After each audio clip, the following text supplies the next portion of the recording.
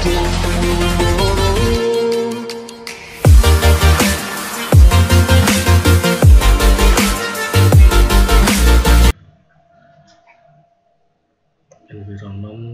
aktuator, dan sensor. Ya, yang berikut contoh dari PAS, itu agen smart taxi. Ya, yang performance measure-nya yaitu berarti aman, cepat, melalui jalan atau jalur yang benar, taat lalu lintas, nyaman ketika berkendara, tarifnya pas, environment-nya jalan, lalu lintas, jalan kaki, kemudian ada pelanggannya. Kemudian aktuator terkait dengan roda kemudi, akselerator, rem, isyarat lampu belok kiri dan kanannya, kemudian ada klaksonnya. Kemudian sensornya itu ada kamera, ada sonar, ada speedometer, ada GPS, terus ada meteran untuk bahan bakar, kemudian ada mesin sensor untuk deteksi halang, kemudian ada keyboard atau berupa layar sentuh. Kemudian agen sistem bakar, sistem diagnosis kesehatan. Ya, performance measure-nya terdiri dari kesehatan pasien, biaya yang terjangkau, kemudian adanya lembaga yang menaungi dan legal dari segi hukum atau Dinkes, BPJS, dan lain-lain. Ya, kemudian ada environment pasien, ada rumah sakit atau klinik, puskesmas, staff. Kemudian aktuatornya layar monitor memberikan pertanyaan atau diagnosa, kemudian perawatan ada arahan. Kemudian sensor ya, ada keyboardnya, terus ada entry gejala, memasukkan hasil rating identifikasi, pemeriksaan awal dari gejala, kemudian entry jawaban si pasien. Itu kalau kita menggunakan halodoc ya.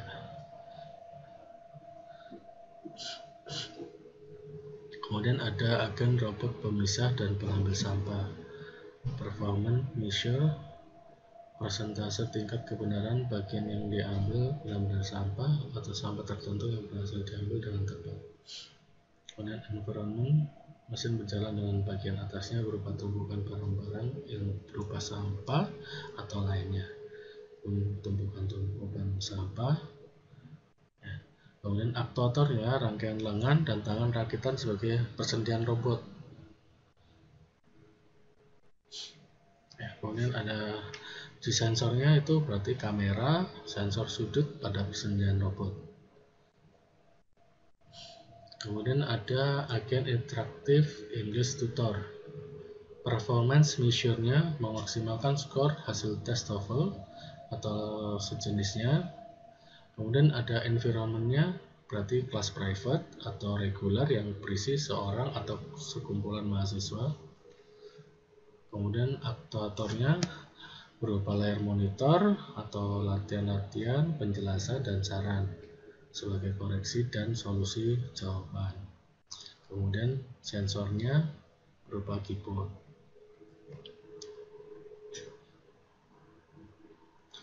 Kemudian karakteristik PAS ya.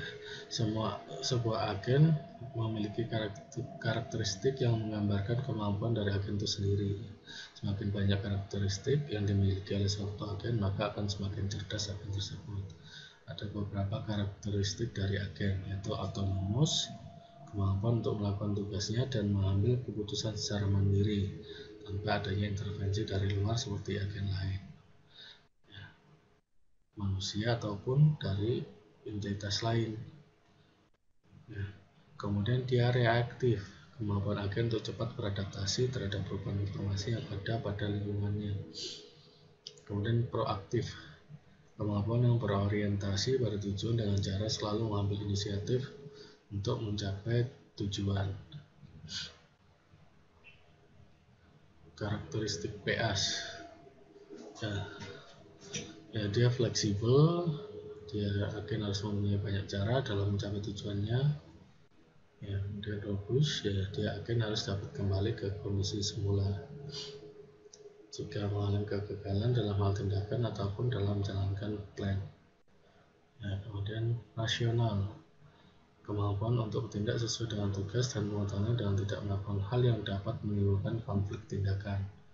Kemudian sosial, dalam melakukan tugasnya agen memiliki kemampuan untuk berkomunikasi dan berkoordinasi baik dengan manusia maupun dengan agen lain.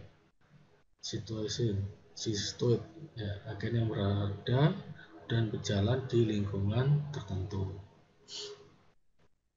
Kemudian arsitektur agen, ya, pada konsep black box, agen menerima masukan atau persepsi dari luar lalu memprosesnya sehingga bisa dihasilkan keluaran atau action yang berdasarkan masukan tadi. Brenner mengemukakan suatu model untuk proses ini yang berisi tahapan interaction, information fusional atau peleburan, penyatuan, suatu information, processing, dan action. Ya, BDI atau kepercayaan atau belief, keinginan, desire, dan kehendak atau intention.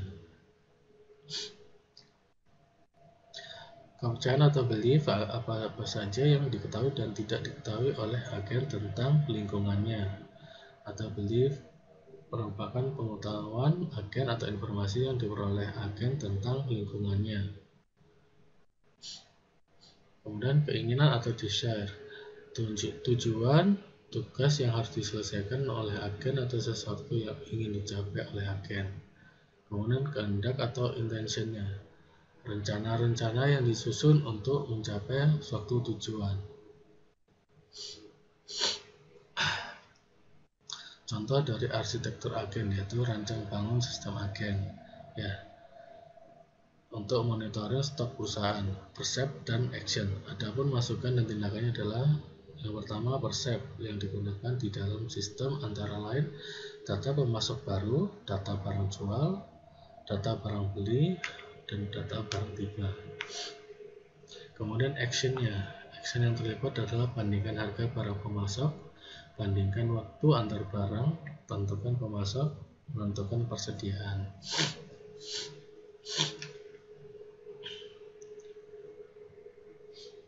Jenis atau tipe agen, ya, untuk pembuatan agen cerdas ada 5 tipe agen yang dapat diimplementasikan pemetaan dari kesan yang diterima ke tindakan yang akan dilakukan.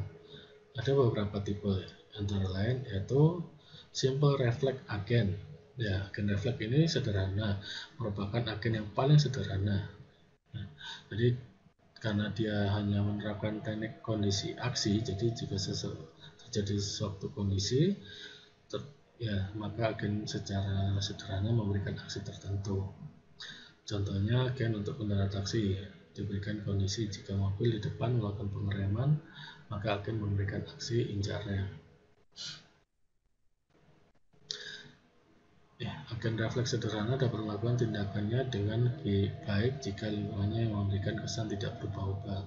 Misalkan untuk kasus agen pengendara taksi, agen tersebut hanya dapat menerima kesan dari mobil dengan model terbaru saja. Jika ada mobil dengan model lama, agen tersebut tidak dapat menerima kesannya sehingga agen tersebut tidak melakukan tindakan pengereman.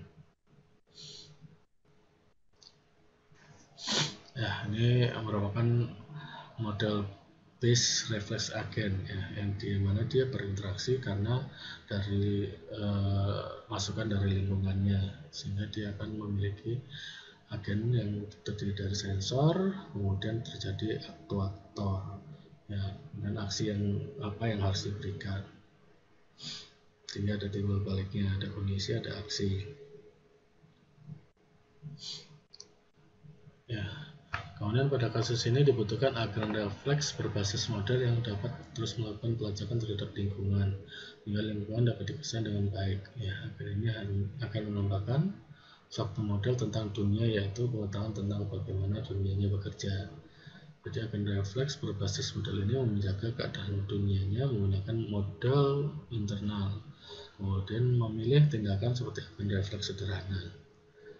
Misal agen pengendara taksi hanya dapat menerima pesan dari mobil dengan model terbaru saja, Jika ada mobil dengan model lama, agen tersebut tidak dapat menerima pesannya sehingga tidak melakukan tindakan pengereman. Kemudian ada goal based agent. Ya, goal based agent dia berinteraksi dengan lingkungannya, kemudian ada sensor untuk mengetahui keadaannya, kemudian dia terlibat aksi sehingga aksi apa yang harus dilakukan, ya harus yang diberikan, sehingga terjadi aktuator, sehingga ada kondisi dan aksi yang timbal balik. Ya, penguatan agen akan keseluruhan keadaan model lingkungan tidak selalu cukup. Ya. Agen tertentu harus diberikan informasi tentang tujuan yang merupakan keadaan yang ingin dicapai oleh agen. Ya, dengan demikian agen akan bekerja terus menerus hingga mencapai tujuannya. Pencarian dan perencanaan adalah dua deretan pekerjaan yang dilakukan untuk mencapai tujuan agen. Agen refleks berbasis tujuan atau goal ini menambahkan informasi tentang tujuan tersebut. Kemudian ada utility based agent. Ya, dia sama, dia bereaksi karena lingkungan, ya ada inputan dari lingkungan, padanya ada tambahan utility, dia apakah bahagia pada keadaan saat ini, kemudian aksi apa yang harus diberikan sehingga terjadi aktuator. Itu ya, mencapai tujuan pada agen tidak cukup untuk menghasilkan agen dengan tingkah laku berkualitas tinggi. Ya, sehingga agen pengendara taksi ada beberapa tindakan yang dapat dilakukan oleh agen sehingga dapat mencapai tempat tujuan. Namun ada yang lebih cepat, lebih aman, atau lebih murah dari yang lainnya. Kemudian agen refleks berbasis tujuan tidak membedakan keadaan yang bagus dengan keadaan yang tidak bagus untuk agen. Pada agen refleks berbasis kegunaan atau utility ini memikirkan kondisi yang bagus untuk agen sehingga agen dapat melakukan tugasnya jauh lebih baik, walaupun untuk kasus tertentu tidak mungkin agen dapat melakukan semuanya sekaligus. Ya, misalnya untuk agen pengendara taksi untuk pergi ke suatu tempat ya dengan lebih cepat itu bertentangan dengan keadaan lebih aman. Karena untuk perjalanan taksi yang lebih cepat tentu saja tingkat bahaya lebih tinggi daripada perjalanan taksi yang santai. Nah, tapi resikonya adalah akan terjadi keterlambatan kalau misalnya penumpang membutuhkan yang cepat seperti itu. Ya, memang agak susah nantinya kalau menggunakan utility based agent ya. Kemudian ada learning agent ya, dimana dia ada tingkat pembelajarannya terlebih dahulu ya. Ya, dia mulai dari ada masukan dari lingkungan, kemudian di kritik, ya, kemudian ada learning pembelajaran sehingga terjadi performance elemen hingga muncullah aktuator. Ya, diproses dulu lingkungannya, lingkungan sekitarnya seperti apa, kemudian baru dipelajarin. Ya. Ya, karena agen belajar dari pengalaman, ya, dia meningkatkan kinerja bertanggung jawab untuk membuat perbaikan elemen. Jadi kinerja bertanggung jawab untuk memilih tindakan eksternal, ya, kritikus memberikan umpan balik tentang bagaimana agen bekerja. Kemudian jenis lingkungan, ada beberapa tipe untuk jenis lingkungan pada PAS antara lain. Yang pertama full observable atau partial observable. Apabila sensor pada sebuah agen dapat mengakses keseluruhan keadaan pada lingkungan, maka lingkungan itu dapat dikatakan full observable terhadap agen. Kemudian lebih efektif lagi, lingkungan dikatakan full observable jika sensor dapat mendeteksi seluruh aspek yang berhubungan dengan pilihan aksi yang akan dilakukan.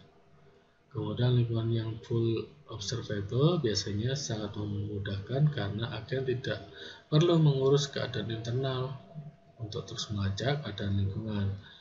Suatu lingkungan bisa menjadi partial observable akibat ada gangguan dan ketidakakurasian sensor ataupun karena ada bagian keadaan yang hilang dari data sensor. Ya, kemudian ada deterministik atau stokastik. Apabila keadaan lingkungan selanjutnya sepenuhnya bergantung pada keadaan sekarang, dan juga tindakan yang akan dilakukan oleh agen, maka lingkungan tersebut bersifat deterministik.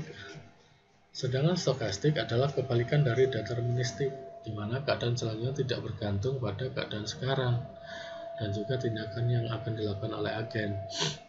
Apabila lingkungan bersifat deterministik terkecuali untuk tindakan dari agen, maka lingkungan tersebut bersifat strategik.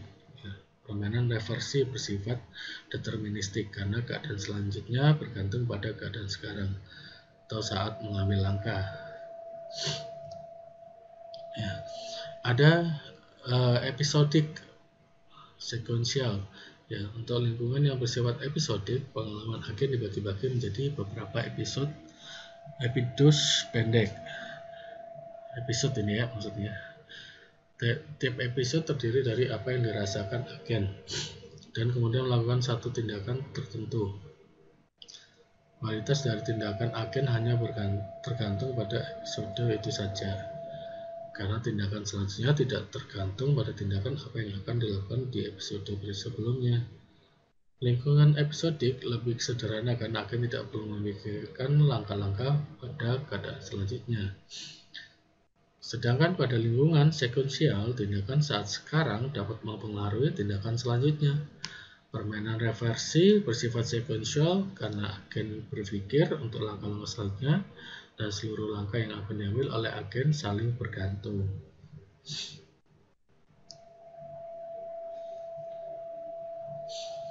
Kemudian statik dinamik. Apabila lingkungan dapat berubah saat agen sedang mengambil keputusan, maka lingkungan tersebut bersifat dinamik. Sebaliknya, bersifat statik, lingkungan yang bersifat statik lebih mudah dihadapi karena agen tidak perlu memperhatikan lingkungannya saat dia sedang mengambil tindakan maupun waktu yang terus berjalan. Kemudian apabila lingkungan tidak berubah seiring waktu berjalan namun menyebabkan nilai kemampuan agen berubah-ubah, maka lingkungan tersebut bersifat semi-dinamik. Ya. Permainan reversi bersifat statik karena saat agen mengambil tindakan, lingkungan tidak berubah dan juga tidak mempengaruhi nilai kemampuan agen.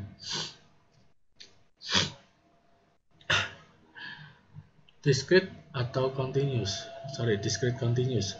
Apabila kesan dan tindakan yang akan diterima dan dilakukan oleh agen telah ditetapkan dengan jelas, maka lingkungan tersebut bersifat diskret.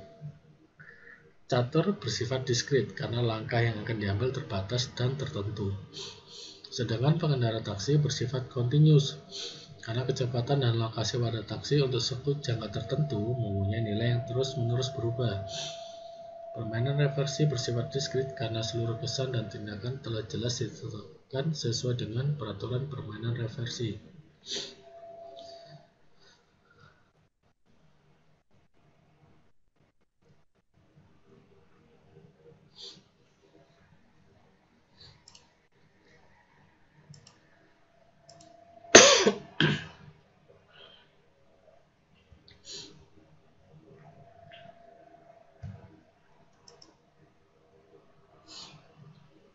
Ada single agen, multi agen. Agen pemecah permainan teka-teki silang berada pada lingkungan yang bersifat single agen. Agen pemain catur berada pada lingkungan yang bersifat multi agen. Ada hal lain yang memberikan perbedaan lingkungan agen, yaitu akan hal apakah akan memberikan bantuan kepada agen lain atau apakah agen yang akan memaksimalkan kemampuannya bergantung pada perilaku agen lain. Permainan reversi bersifat multi agen karena memikirkan langkah yang akan diambil oleh lawan. Contoh jenis agen. Ada yang lingkungannya, kemudian ada fully observable, deterministic, episodic, static, discrete, dan single agen. Catur dengan jam, apakah dia fully observable? Ya. Apakah dia deterministic? Ya. Apa dia episodic? Tidak. Ya. Kalau static ya dia semi. Kalau discrete ya. Kemudian single agen tidak. Ya. Kemudian poker ya. Apakah dia fully observable? Ya, dia tidak. Kemudian deterministic ya, dia tidak. Kemudian episodic ya tidak. Kemudian static ya. Kemudian dia ada discrete-nya ya. Dan seterusnya. ya, sampai pengendali, fokus, pengajar bahasa Inggris, interaktif ya. Sini ada tabel-tabel.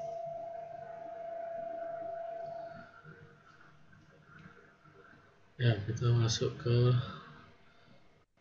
uninformed searching. Ya, agen penyelesaian problem. Ya, agen pemecahan masalah adalah jenis agen berbasis tujuan. Agen pemecahan masalah memutuskan apa yang harus dilakukan dengan mencari urutan tindakan yang mengarah pada keadaan atau stage yang diinginkan. Urutan dalam menyelesaikan masalah yaitu ada formulasi goal, ada perumusan masalah, kemudian search, dia mengambil masalah sebagai masukan, dan solusi pengembalian dalam bentuk urutan tindakan. Kemudian implementasi atau eksekusinya.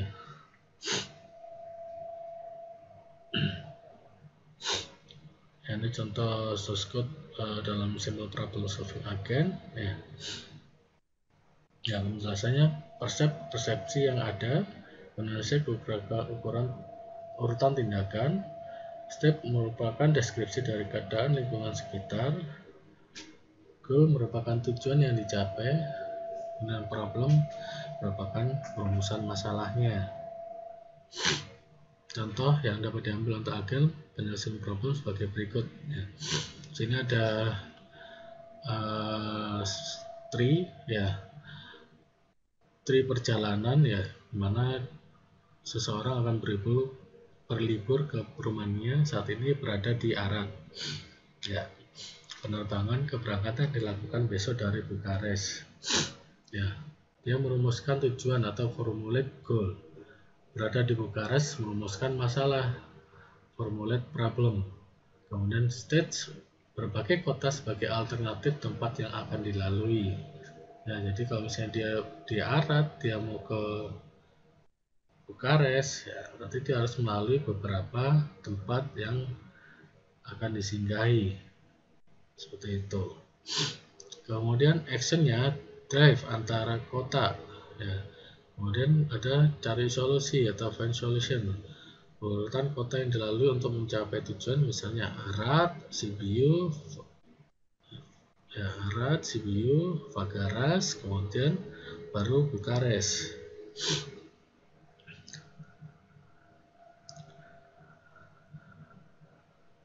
Ya.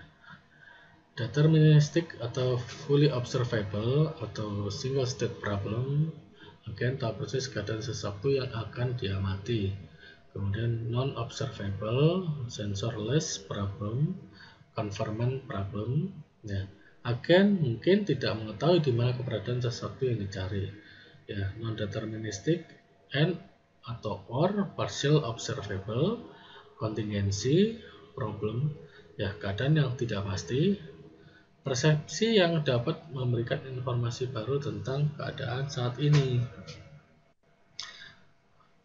Ya, contohnya unknown state space ya, exploration problem, masalah eksplorasi ya. Contohnya dari jenis problem atau masalah pada vacuum world, dan penyelesaiannya sebagai berikut ya.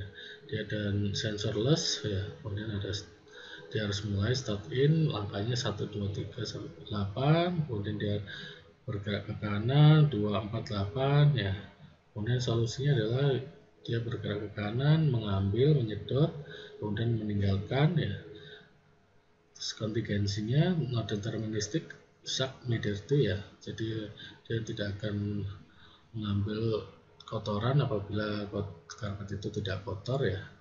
Kemudian partial observable location ya, lokasi yang kotor, dia akan mencari terus lokasi yang kotor ya. Kemudian persepnya dia bersih ya, berarti dia akan meninggalkan, dia akan mencari langkah yang lain, begitu seterusnya sampai benar-benar bersih. Kemudian formulasi problem, single state problem formulation. Nah, suatu problem didefinisikan dalam 4 item. Ada initial state atau kondisinya at Arad, dari Arad. Kemudian action or successor function. Ya, gabungan dari pasangan action dan state. Ya, action atau successor state ya, dimulai dari Arad, kemudian dia berangkat dari Arad menuju Zerin, kemudian berada di Zerin, kemudian dia nanti akan berada di mana lagi, seperti itu. Goal testnya seperti apa? Dia dapat secara eksplisit dia akan menuju ke Bukares, kemudian implisitnya dia akan dia tidak tahu akan menuju kemana, gitu. Itu karena ada beberapa tempat yang akan dilalui. Kemudian path cost atau aditif, dia menetapkan besarnya biaya untuk setiap jalur yang ada, misal jumlah jarak, jumlah tindakan lain yang dilakukan dan lain-lain. Ya, C, XAE adalah cost action dari state X ke state Y.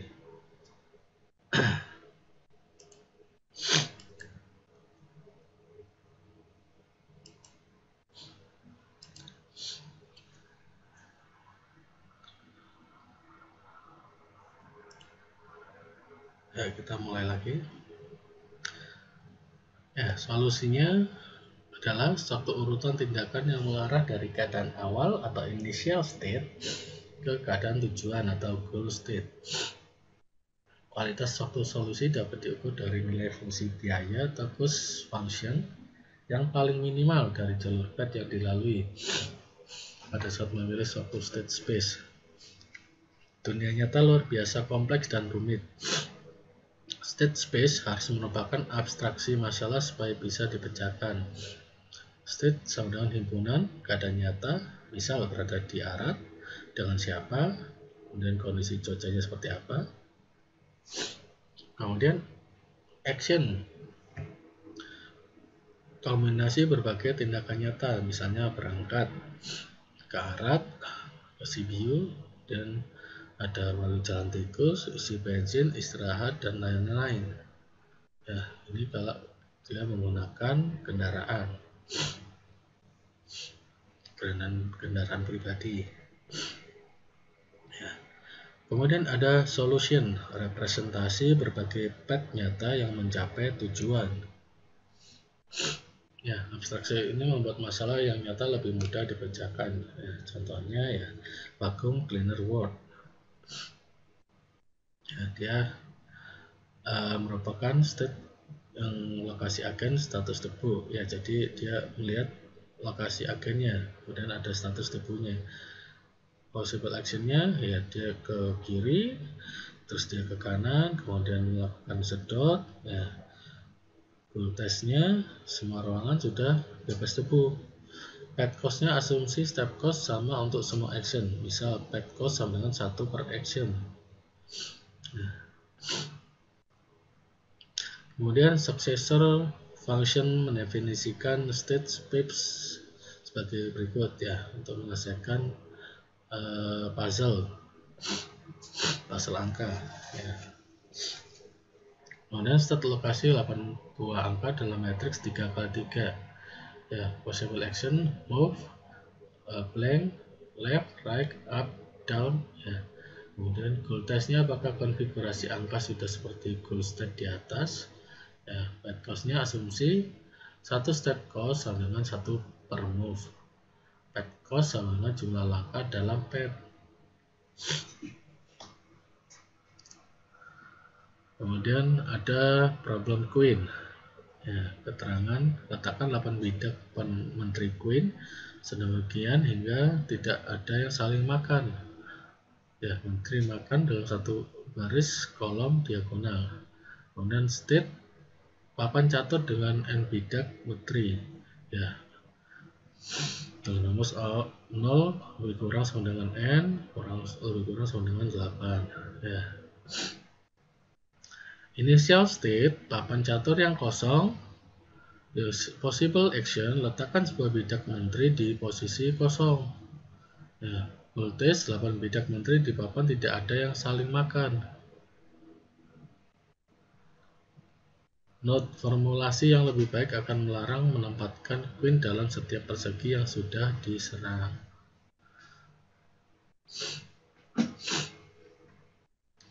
Kemudian contoh lainnya robotic assembly ya, perakitan robot. State ya, koordinat real value bagian sudut sendi robot dari objek yang akan dirakit. Kemudian actionnya gerakan terus menerus dari sendi robot. voltasenya perakitan telah lengkap atau complete assembly. Path cost, waktu untuk eksekusi. Ya, ini beberapa algoritma pencarian dasar.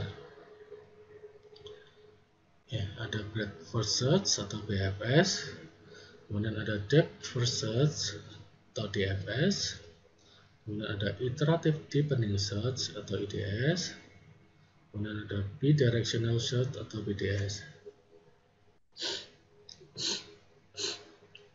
Yang pertama kita bahas adalah breadth first search atau BFS. Ya, BFS melakukan proses searching pada semua node yang berada atau hierarki yang sama terlebih dahulu sebelum melanjutkan proses searching pada node di level berikutnya. Nah, contohnya seperti ini. Sini kita ada tree untuk mencapai target, yaitu di huruf J. Nah, kalau breadth first search, cara kerjanya adalah seperti berikut. Jadi dia akan mencari node yang pertama dulu di A. Ya. Kemudian dia akan turun, dia ke B, kemudian dia akan terus mencari sampai ke C. Ya, dia turun ke A, kemudian dia cari turun ke B, apakah masih belum ketemu, ya dia akan mencari ke C, ya pada level ini. Kemudian dia akan mencari lagi di D, ternyata belum ketemu juga, ya. Kemudian dia akan mencari di level bawahnya, ya di E, ternyata belum ketemu juga. Nah, kemudian dia mencari di level F, kemudian dia mencari di G, ternyata belum ketemu juga. Ternyata di H juga belum ketemu. Kemudian dia akan mencari lagi di proses berikutnya, yaitu I, ternyata belum ketemu juga. Kemudian dia terakhir baru dia akan ketemu yang ditargetkan, yaitu huruf C, breadth first search. Ya, kemudian kita cari yang depth first search sekarang. Depth first search adalah sebuah proses searching sistematis buta yang melakukan ekspansi sebuah path atau jalur menuju penyelesaian masalah sebelum melakukan eksplorasi terhadap path yang lain. Kemudian proses searching mengikuti sebuah path menemukan goal atau dead end. Apabila proses searching menemukan dead end, DFS akan melakukan penelusuran balik ke node terakhir untuk melihat apakah node tersebut memiliki path cabang yang belum dieksplorasi. Apabila cabang ditemukan, DFS akan dilakukan di cabang tersebut. Apabila sudah tidak ada lagi cabang yang dapat dieksplorasi, DFS akan kembali ke node parent dan melakukan proses searching terhadap cabang yang belum dieksplorasi dari node parent sampai menemukan penyelesaian masalahnya. Nah, contohnya seperti ini. Targetnya adalah mencari key. Ya, di sini kita mulainya dari proses pencarian dari parent A.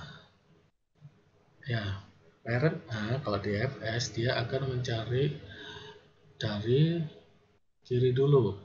Ya, dieksplorasi dari kiri dulu. Ya, dia akan mencari turun ke B. Ya, B dia akan mengeksplorasi apakah ada anak cabangnya. Ya, dia akan mengeksplorasi, ternyata ada. Ya, dia akan memprioritaskan yang sebelah kiri dulu. Berarti dia akan mengeksplorasi di E menjadi node parent berikutnya. Ya, kemudian di sini dia akan mengeksplorasi lagi. Apakah ada cabang lagi berikutnya? Ternyata ada. Ya, dia akan mengeksplorasi K. Apakah K akan mempunyai cabang lagi yang bisa dieksplorasi? Ternyata ada. Ya, dia akan mengeksplorasi huruf V. Nah, kemudian apabila di sini sudah tidak ada lagi yang bisa dieksplorasi, maka dia akan kembali ke node parent-nya. Ya, kembali ke node parent-nya yaitu K. Ya. Kemudian di K dia akan bertanya lagi apakah ada yang bisa dieksplorasi. Ternyata ada, yaitu huruf B. Dia akan eksplorasi huruf B. Apabila di huruf B ini sudah mentok, tidak ada yang bisa dieksplorasi, maka dia akan kembali ke node parent-nya, yaitu K. Kemudian K, ternyata dia sudah tidak ada yang bisa dieksplorasi, dia akan kembali lagi ke node parent-nya. Node parent-nya apa? Yaitu huruf E. Huruf E, apakah masih ada yang bisa dieksplorasi? Ternyata ada, yaitu huruf L. Ya.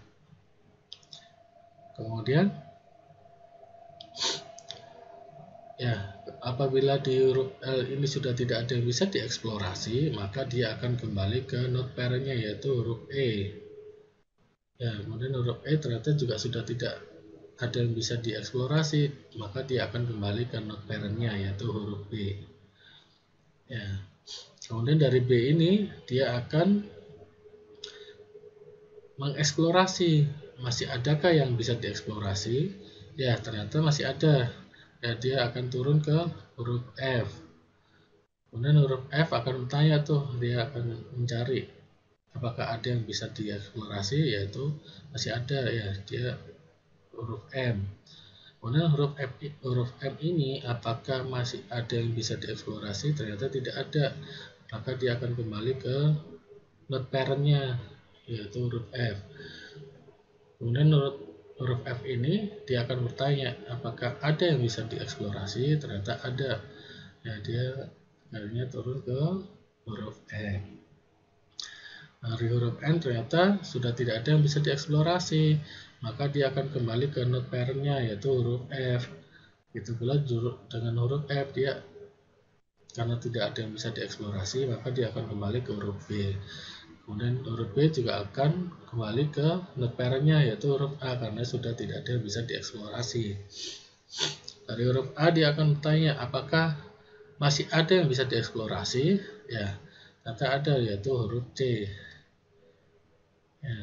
Kemudian huruf C akan bertanya apakah ada yang bisa dieksplorasi? Ya, ternyata ada, yaitu huruf G. Kemudian huruf G akan bertanya, dia mencari apakah ada yang bisa dieksplorasi? Yaitu ada, huruf O. Nah, di huruf O ternyata dia sudah mentok di level itu, dia tidak bisa mencari lagi ya, maka dia akan kembali ke node parent-nya, yaitu huruf G.